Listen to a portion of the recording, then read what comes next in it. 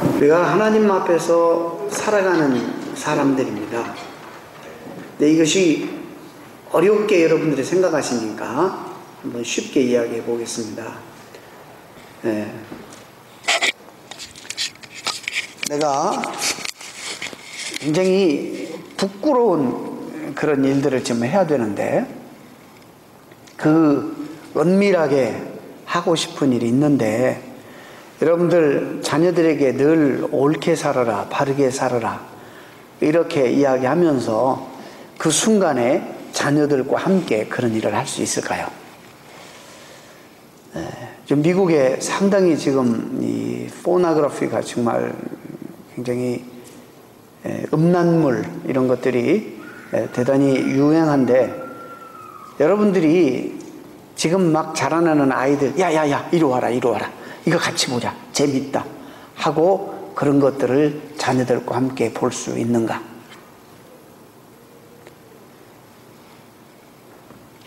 여러분들이 그런 것들을 보면서 어머님, 아버님 이리 오세요, 이거 너무 재밌는데요, 같이 볼까요?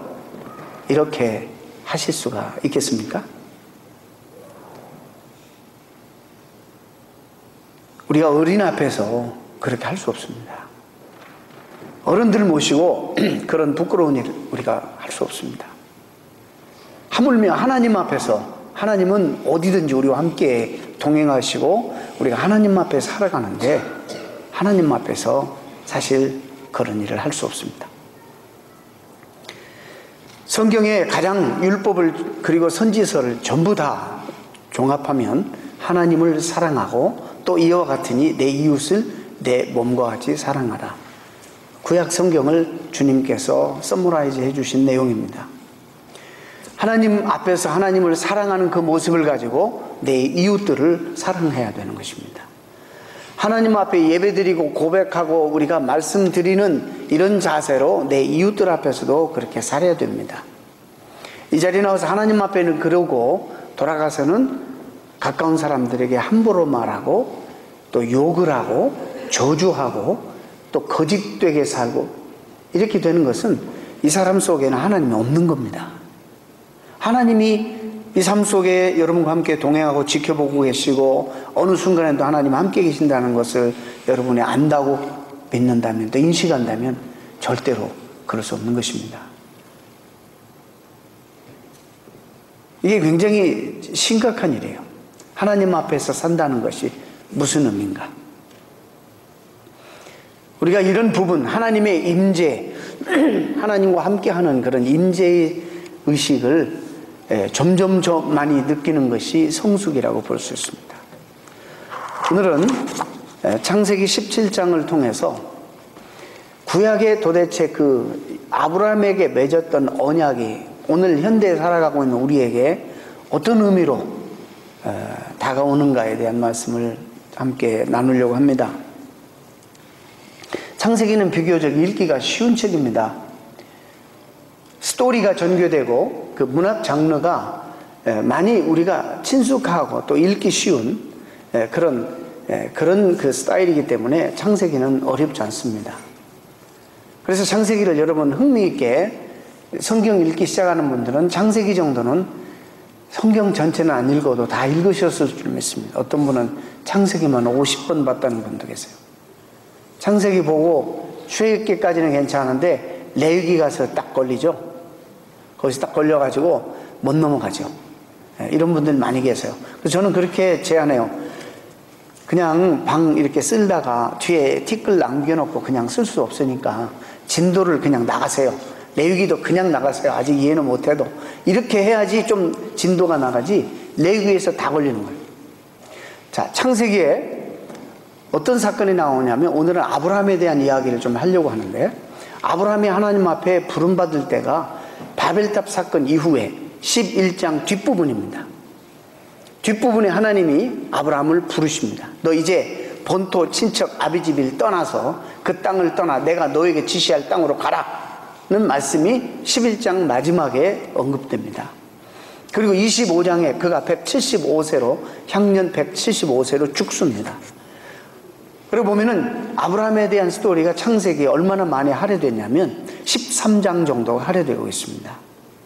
13장 가운데 특별히 하나님이 아브라함과 만나서 특별히 아브라함에게 주신 언약과 약속들이 창세기 12장 앞부분과 15장과 17장 세 장에 걸쳐서 있습니다. 이 말은 13장 되는 이 아브라함에 대한 기사 가운데 3장을 하나님이 아브라함에게 주신 약속에 할애했다는 것은 창세기를 기록한 저자가 하나님이 그에게 주신 언약이 대단히 중요하다는 사실을 강조하기 위해서 그렇게 할애해서 12장 앞부분과 15장, 17장 하나님 특별히 아브라함과 맺은 언약에 대한 사건들을 중점적으로 다루고 있습니다. 아브라함에게 주신 언약의 키는 뭐냐면 중요한 언약의 약속은 2가지로 말했는데 땅과 그 다음에 자연스럽게 이어지는 자손들입니다. 땅의 축복. 이 땅을 떠나라. 이제 내가 너에게 지시할 땅으로 가라. 이것이 시작입니다. 그리고 12장에 와서 이제 그 땅을 차지하죠. 그러고 난 다음에 13장에 또 아브라함과 롯과의 갈등이 일어납니다. 땅 때문에 갈등이 생겨요. 어떤 갈등이 생기느냐? 같은 땅에서 아브라함의 식구들과 롯의 식구들이 함께 모여 사니까 물은 제한되어 있는데 종들이 양들을 물을 먹이기 위해서 다투기 시작하죠. 그래서 이제 헤어지게 되는데 네가 우하면 나는 좌하고 네가 좌하면 나는 우하리라. 그래서 둘이 분가하게 됩니다. 14장에 와서 이 롯이 원수들에게 붙잡혀갑니다. 포로로. 아브라함이 사병 318명을 이끌고 쳐들어가서 롯을 구해옵니다. 그리고 암시적으로 이런 이야기를 합니다. 이 땅을 너와 내 자손이 이제 앞으로 거하게 될 것이다 라는 암시적인 그런 말씀을 줍니다. 그 다음에 15장에 와서 하나님이 나타나셔서 또 말씀하시는 것입니다. 이 땅을 너와 내 자손에게 다 줄 것이다. 15장에서 그렇게 말씀하시는 거예요. 그리고 그 증표로 아브라함을 데리고 나가서 저 하늘에 뭐가 보이느냐? 별이 보입니다. 셀 수 있느냐? 셀 수가 없습니다. 기어같이 내 자손들을 하늘의 별처럼 많게 해주겠다. 이렇게 약속해 주십니다. 너와 맺은 이 언약은 우리가 꼭 지켜야 되는데 그 증표로 이제 이 언약을 지키면 이 언약을 어긴 자는 죽음으로 그 책임을 묻겠다 하면서 시청각 교육을 주시는데 아브라함에게 짐승을 잡아서 2조각을 내게 합니다. 2조각을 내게 해서 쫙 조각을 가르게 합니다. 짐승을 가르고 그 다음에 하나님께서 불타는 횃불로 그 사이를 지나십니다. 이게 무슨 얘기냐면 이제 너와 내가 이 언약을 세우는데 이 언약을 누가 깨든지 깬 사람이 죽음으로 그 책임을 물어야 할 것이다. 여러분, 우리가 역사를 보지만 우리는 한 번도 책임진 적이 없습니다. 우리 인간은 한 번도 이 순간까지 수십 번, 수백 번, 수천 번, 수억 번 하나님 앞에서 이 언약을 깨고 범하면서도 한 번도 우리는 그 책임을 우리 스스로가 지려고 하지 않는 것이 저와 여러분의 속성이고 우리의 모습입니다. 그러고 난 다음에 내가 너에게 또 자식을 주겠다. 그러니까 아브라함이 하나님 앞에 자식이 없는데요. 그 약속은 오래전부터 주셨는데 그럼 저 다메섹의 그 엘리에셀을 상속자로 삼을까요? 아니다. 네 몸에서 난 자야 될 것이니라. 이렇게 말씀하시는 거예요. 그리고 언약을 세웠는데 16장에 가서 이 언약을 깨뜨립니다. 아브라함이. 하갈과 저기 아내 사라와 쏙닥쏙닥 하면서 서로 무슨 이야기를 나눴는지 이 아내 사라의 여종을 하갈에게, 이 하갈이라는 여종을 아브라함에게 주어서 애 하나를 낳는데 그 애가 이스마엘이에요. 15장에 언약했는데 16장에 깨트려요. 그래서 17장에 다시 하나님 나타나셔서 언약을 맺으시는 것이 오늘 본문입니다. 자, 하나님께서 이 자식의 언약을 약속하실 때 사라의 나이가 20, 30대가 아니었어요. 그가 벌써 60이 넘었어요. 이미 건강할 때에도 젊을 때에도 애 하나를 낳지 못했어요. 이 약속을 주실 때 어떻게 창세기 11장 뒷부분에 어떤 말씀으로 시작되냐면 사라가 잉태치 못함으로 이렇게 말씀이 시작됩니다. 잉태치 못함으로 자녀가 하나도 없었다는 말씀부터 시작되는 거예요. 이게 굉장히 중요한 얘기예요. 나중에 말씀을 드리겠지만. 그래서 이제 이 하나님의 그 땅에 대한 약속과 자손에 대한 약속이 계속 이제 흘러갑니다. 그리고 17장에 건너와서 하나님이 다시 언약을 다시 맺어요. 그러고 난 다음에 아브라함의 이름을 아브라함에서 아브라함, 사레의 이름을 사레에서 사라로 바꿔주십니다. 그리고 하나님께서는 그들에게 증표로, 이 언약의 증표로 할례를 행하도록 하고, 그 다음에 그들의 몸을 통해서 태어날 애가 있는데 그 애 이름을 이삭이라는 이름으로 17장에 최초로 하나님이 공개하십니다. 이것이 오늘 본문의 그런 배경입니다. 자, 그러면 이 말씀이 지금으로부터 4,000년 넘게, 4,000년 시간을 건너 4,000년 전에 우리에게 주신 말씀인데, 오늘 현대에 우리가 21세기에 살아가고 있는 우리에게 도대체 이 말씀의 의미가 무엇이냐? 왜 하나님이 이 말씀을 남겼느냐? 왜 우리가 구약을 읽어야 되고 구약의 많은 말씀들과 사건들을 우리가 계속 봐야 되는가? 그 말씀 속에서 우리가 오늘 살아가는 어떤 영적인 진리나 깨달음을 우리가 받지 못한다면 얼마나 불행하겠습니까? 하나님은 오늘 이 말씀을 통해서 우리 구원과 관계된 대단히 중요한 메시지를 받게 하시는 것입니다. 이것입니다. 창세기 15장에는 하나님이 나타나셔서 언약을 주실 때 아브라함이 하나님 앞에 묻기도 하고, 그 다음에 하나님, 그 창세기 15장 8절 이하에 보면 하나님이 하나님 땅을 주신다고 그랬는데 제가 그걸 어떻게 알 수 있습니까? 라고 질문하기도 합니다. 그런데 17장에 가서는 아브라함은 한마디 말을 안 합니다. 할 수가 없습니다. 아브라함은 그냥 엎드려 있습니다. 하나님 편에서 일방적으로 말씀을 쏟아 붓습니다. 하나님의 언약이 쏟아지는 것입니다. 하나님이 일방적으로, 그래서 17장 1절에서 7절을 보면 내 하나님은 내가 내 언약을 너와 내가 이런 단어가 무수히 많이 나옵니다. 이 말은 오늘날 우리가 받아야 될 대단히 중요한 메시지가 여기 있는데, 도대체 이 언약과 우리의 구원의 주도자가 누구냐는 거예요. 우리에게 언약을 주시고 우리에게 구원을 베푸신 주도자가 누구냐, 이것을 우리에게 보여주는 거예요. 아브라함은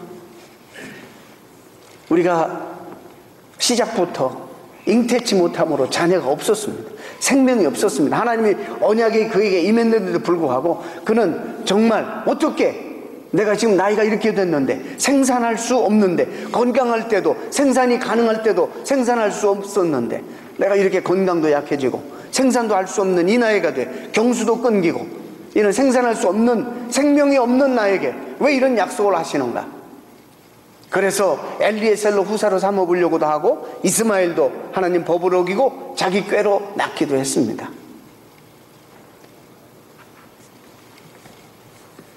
창조주이신 하나님이 피조물 된 아브라함에게 17장에 나타나십니다. 생명의 원천 되신 하나님이 생명도 없는, 그리고 생명을 생산할 수도 없는, 그 생명을 흘려보낼 수도 없는 아브라함에게 생명의 근원 되신 하나님이 나타나십니다. 그리고 생명을 약속해 주십니다. 이것이 은혜입니다.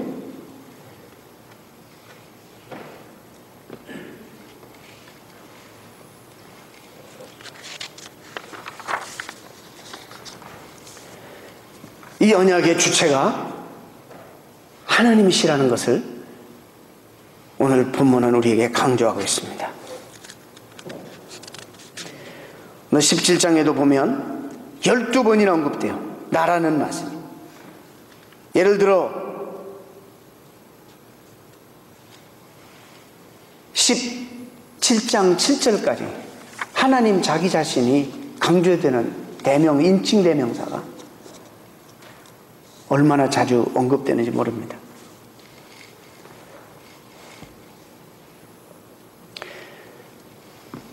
출산할 수 없는 인간에게 생명이 없어서 그 생명을 더 이상 생산할 수도 없고 흘려보낼 수도 없는 그 인간에게 생명에 대한 약속을 주시는 전능하신 하나님의 이 위대한 선언, 이것이 바로 은혜고, 이것이 바로 언약의 주도권이 누구에게 있는지를 보여주는 장면입니다. 여러분, 하나님이 저와 여러분에게 찾아오신 것이 은혜입니다. 우리는 우리 스스로 절대로 생명을 생산할 수도 없습니다. 우리는 우리 스스로 죄악되어서 하나님을 알 수도 없고 하나님을 찾아 발견할 수도 없는 그런 무기력한 사람들이었습니다. 생명이 없는 우리에게, 영적으로 죽어있는 우리에게, 그래서 하나님을 알아볼 수 없는 우리에게 하나님 찾아오셔서 십자가의 언약을 통해서 내가 살고 또 내 자녀들이 살고 우리의 가정이 살고 우리 공동체가 살 수 있는 생명의 길을 일방적으로 우리에게 선언하신 그 하나님의 은혜를 사도 바울은 이렇게 말해요. 에베소에서 너희가 그 은혜를 인하여 믿음으로 말미암아 구원을 얻었나니 이것이 너희에게서 난 것이 아니요 하나님의 선물이라. 하나님의 선물로 주어진 것이다. 행위에서 난 것이 아니니 이는 누구든지 자랑하지 못하게 하려 함이니라. 이렇게 말씀하고 있습니다. 이 하나님의 은혜로 주신 이 하나님의 언약, 이것을 믿음으로 받는 것, 이것이 구원인 것입니다. 이것이 바로 언약의 이야기예요. 이것을 우리는 창세기 17장에서부터 아는 거예요. 잘 한번 보겠습니다. 17장의 이야기에 이 생명에 대한 언약, 언약의 씨, 이삭에 대한 너희 몸을 통해서 태어날 이삭이 여러분 17장에 약속됩니다. 가만히 들여다보면 이 이삭의 이야기가 흘러서, 이 생명이 흘러서 22장에 어떤 사건이 나오냐면 하나님이 아브라함이 100세 때에 받은 이 아들을 모리아산에 번제물로 드리라는 약속이 나옵니다. 그 명령이 주어집니다. 이 아브라함은 그 명령 앞에, 이미 하나님 앞에 하나님이 그 인생의 모든 분이 되셨어요. 더 이상 하나님 외에는 이 아브라함에게는 다른 것이 없었어요. 하나님의 말씀은 없는 것에서 모든 것을 만드신 전능하신 하나님이셨어요. 생명이 없는 그에게 생명을 주신 하나님이셨어요. 불가능한 것을 가능하게 하신 하나님이셨어요. 그분이 요구하셨다면, 그분이 명령하셨다면 아브라함에게는 초이스가 없었어요. 이 모든 일들을, 그 인생을 가능하게 하시고 그 인생을 지금까지 존재할 수 있도록 해주신 분 앞에, 그 명령 앞에 정말 어떻게 얻었습니까? 그 이삭을 어떻게 얻었습니까? 창세기 보면 여러분 아시죠? 그 귀하게 얻은 아들, 그 하나님의 언약의 주체, 그 씨가 되는 그 아들을 주실 때는 언제고 이제 바치라는 겁니다. 목숨보다도 소중한 이 아들, 자기의 존재의 목적인 이 아들, 어쩐 면에서 그 아들을 하나님 앞에 하나님이 번제로, 그것도 불살라서 드리라는 명령을 받고 모리아산에 제단 앞에 서 있습니다. 여러분, 아들을 죽일 수밖에 없는, 하나님 앞에 태워서 드릴 수밖에 없는 이 이삭의 고통, 이삭의 이 마음, 이 고통과 그 외로움과 처절함 속에서 여러분, 우리는 뭘 볼 수 있습니까? 이 사건이 뭘 도대체 상징하고 의미하는 것입니까? 뭐를 도대체 예표하고 있는 것입니까? 그래서 우리는 그 사건을 구약의 갈보리라고 말합니다. 구약의 갈보리.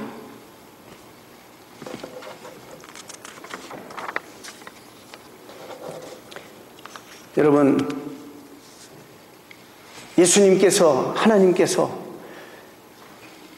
그 사건 이후에 이것이 계속 연결되는데, 수천 년 후에 저와 여러분의 죄를 위해서, 인류의 죄를 위해서 이 땅에 오셔서 하나님께서 깨뜨리면, 언약을 깨면 분명히 우리가 정말 죽음으로 그 대가를 지불해야 되는데 불구하고 우리는 그럴 수 없으니까 사랑하신 하나님은 우리를 대신해서 당신이 그 대가를 지불하시기로 작정하시고, 이것만이 하나님의 우리를 살리시고 구원하시는 유일한 대안인 것으로 하나님은 아시고, 하나님은 공의로우셔서 이 말씀을 이루시기는 이루셔야 되는데, 죽음으로 이 대가를 물어야 되는데, 하나님 우리를 사랑하셔서 우리를 살리시기 위하여 대신 하나님의 아들을 이 땅에 보내서 저와 여러분의 죄를 대속하시고 십자가에서 달려 돌아가시겠습니다. 갈보리 언덕에서 우리 하나님의 아들 되신 예수께서 하나님 앞에 마지막 외침을 우리는 잘 합니다. 그가 절규합니다. 엘리 엘리 나바 사박다니. 하나님, 아버지여 아버지여 어찌하여 나를 버리시나이까? 이런 외침 속에 성부 하나님 아버지는 고개를 돌리십니다. 여러분, 그 아버지 하나님의 마음을 상상할 수 있습니까? 우리를 사랑해서 아들을 죽일 수밖에 없는 그 절규를 들림에도 불구하고 외면하실 수밖에 없는 그 아버지의 고통, 쓰라린 마음, 아픔, 갈보리 언덕에서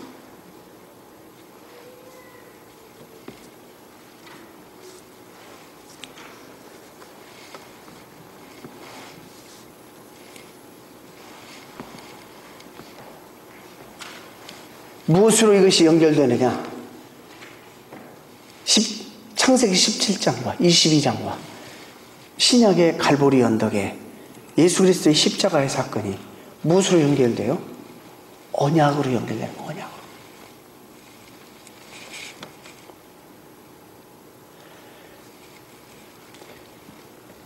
바로 하나님의, 아브라함이 바로 그 약속, 하나님께서 주신 자식을 통해서라는 그 약속을 믿음으로, 그 믿음을 사도 바울은 로마서 4장에서 의로 여겼다, 그래 말씀하는 거예요. 그 믿음으로.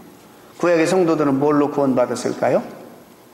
예수님이 탄생하지도 않았는데 하나님의 약속으로 구원받았어요. 언약으로 구원받았어요.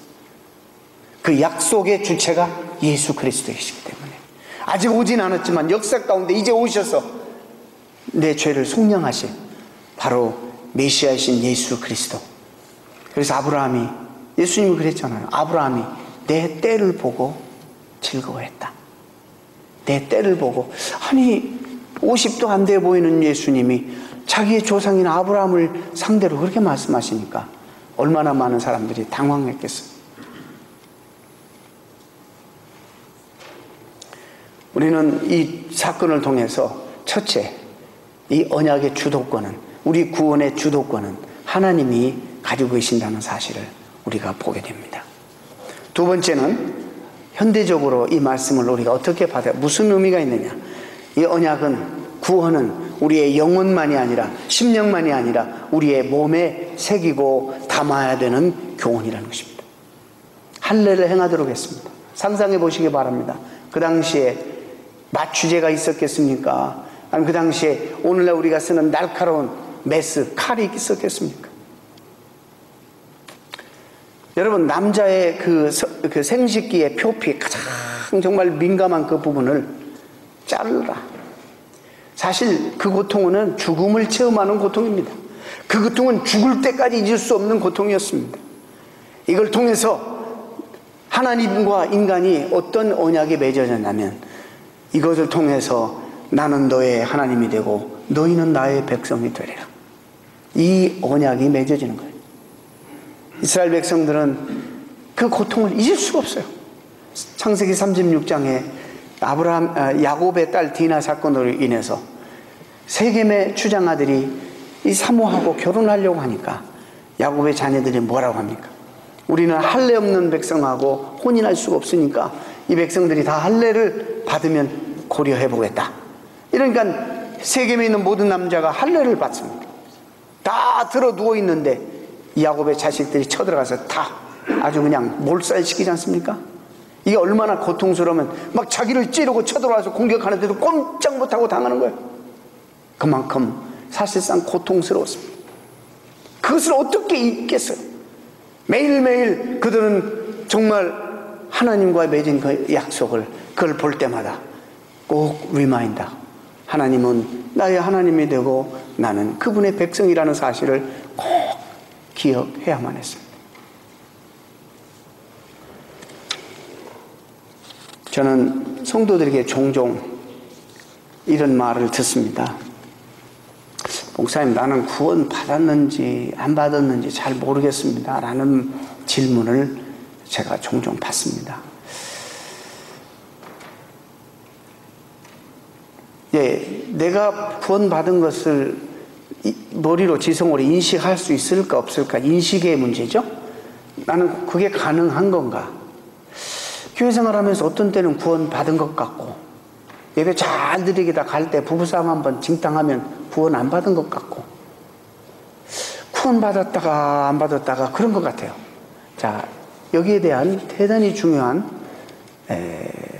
이걸 알려면 로마서 8장으로 돌아가서 보면 알아요. 성령이라는 단어가 학자마다 조금씩 다른데 88번에서 성경 신구약 전체에 97번 나와요. 88번에서 97번. 오케이. 97번, 97번이 성령이라는 단어가 나온다고 우리가 가정할 때 이 로마서 8장에만 영이라는 단어가 21번이 언급돼요.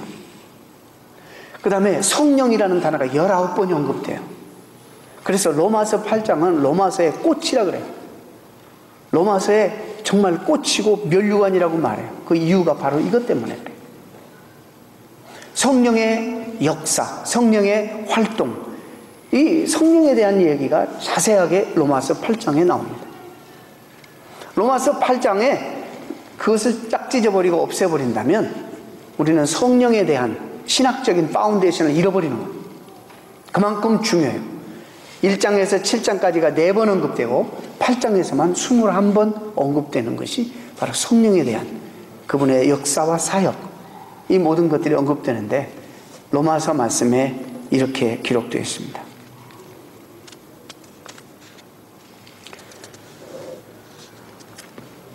9절에 잘 들으세요. 그리스도의 영이 없으면 그리스도의 사람이 아니다. 응? 잘 들으세요? 또 하나 더 쉽게 15절 16절에 특별히 가보면 무슨 말씀이냐면 성령이 친히 우리 영으로 더불어 친히 내가 하나님의 자녀인 것을 증거한다. 성령이 내 영과 더불어 친히 내가 하나님의 자녀된 것을 증거한다. 이 내 영과 더불어 이 내 영이라는 말을 9장에 어떻게 표현되냐면 내 양심이라고도 번역했어요. 그렇기 때문에 성령만 내가 하나님의 자녀인 것을 증거하는 것이 아니라 내가 내 양심으로 안다는 거예요. 성령만 아시는 것이 아니라 저와 여러분이 알 수 있다는 거예요. 자, 그렇다면 미안합니다. 이 성경대로 얘기하면 성령을 내가 그리스도인인가 아닌가, 구원 받았는지 안 받았는지 고민할 필요 전혀 없어요. 고민할 이유가 없어요. 못 받았어요. 오늘 이 말씀대로 말하면 안 받은 거예요.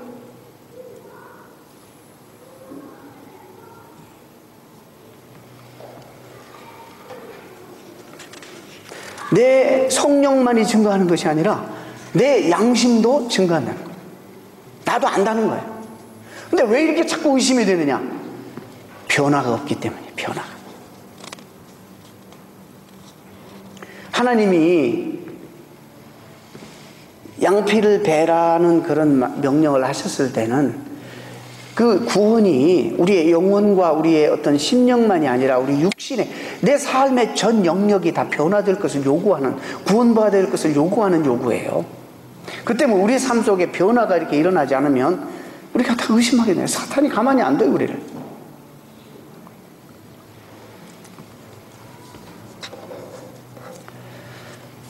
여러분, 이제 지금은 다시 많이 회복되고 있습니다. 제가 60, 70년대 이제 한국에서 사역하고 교회 섬길 때 보면 그 주변에 참 이 무당들이 많았습니다. 요즘 가끔 여러분도 TV를 통해서 접신하고 신내리는 굿 같은 것들을 가끔 보실 거예요. 여러분, 이게 가짜가 아니에요. 여러분, 그냥 그거 만들어내는 스토리가 아닙니다. 정말 신내리면 이 사람이 변화돼요. 아세요? 저는 이런 생각을 해봤어요.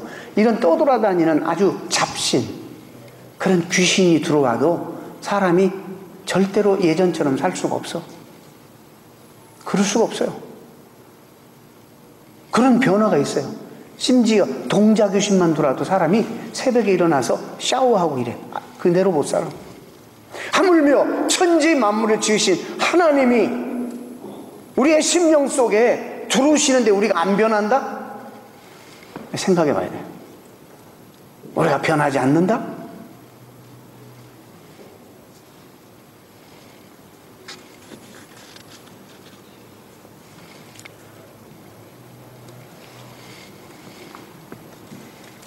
내가 구원 받았는지 안 받는지 모르겠다 하시는 분들은 정말 하나님이 하신 일에 대해서,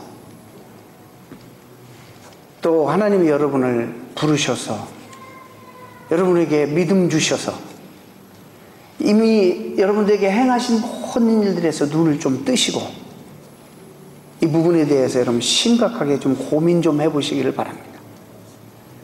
그냥 모태신앙으로 태어나서 신앙생활 교회에 왔다리 갔다리 하는데 정신수양을 위해서 오고 복음 없이 오고 예수 없이 얼마든지 다닐 수 있다는 사실을 여러분 명심하시고 정말 결단을 내고 내가 주님을 만나서 주님과 함께 그 생명을 누리고 그분과 함께 동행하는 평생을 살아야 되겠다. 그리고 내가 그분 안에서 놀라운 변화를 체험하면서 살아야 되겠다 라는 마음의 결심과 각오를 가지신 여러분 되시기를 축원합니다. 마지막으로 구원의 능동성과 구원의 수동성에 대한 이야기를 조금 여러분들에게 드리면서 도움을 드리려고 합니다. 구원의 이 수동성이 뭐냐? 구원의 수동성은 오늘 창세기 17장에 우리에게 보여주는 것처럼 내가 내 구원을 위해서 하는 일이 사실 처음에는 아무것도 없습니다.